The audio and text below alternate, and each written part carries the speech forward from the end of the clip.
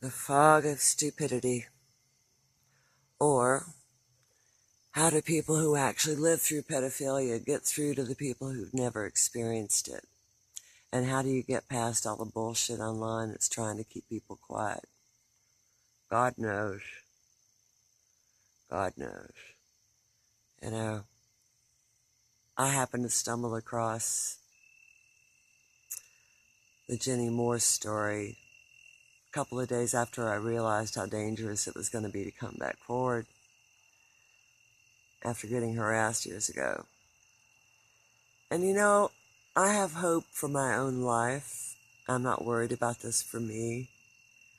But as I mentioned before, my daughter and my granddaughters are not, they're missing. I don't know where they are. And having been threatened and having had my children threatened, I'm not sure that even what I've done is not too much. A little bit. I heard some fool tonight suggest that because somebody doesn't have a lot of subscribers, they're not credible. Well, I don't want a lot of subscribers. This is just kind of a legacy for my children, so they know I never gave up. I've been thinking a lot about why I stumbled across that story and what it means for me. Basically, I think it means that I need to just forget about it. That God will kick their ass when this whole left-right paradigm is just utter bullshit. I'm so tired of it.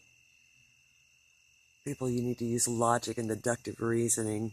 Yes, there's a bunch of crooked idiots at the top, but survival sometimes becomes more important. I'm certain most of what I know I knew 20-something years ago, but unfortunately I seem to have been ahead of the curve, maybe because I lived it as opposed to watched it on the news. I don't know. But I'm going to take a break about thinking about this shit and maybe play a lot more Monty Python Sings just to see if I can deal with it.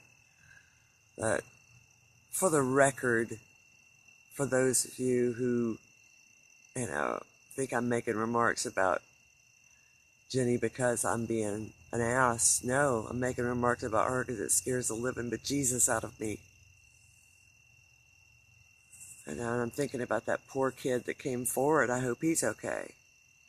I've had my car tampered with, I've been shot at, I've had rape threatened. I had a cop tell me one time, if you hadn't spoken to the press, you wouldn't have been harassed.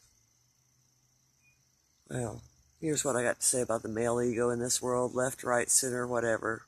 They can kiss my ass. I will speak when I want to, but I will be taking whether I speak again under advisement, talking to my lawyer. I hope people have a better day than I had. 5-hour trip in the car, just about. I think I'll be flat on my back for a couple of days. I'll see you guys when I recover. Bye.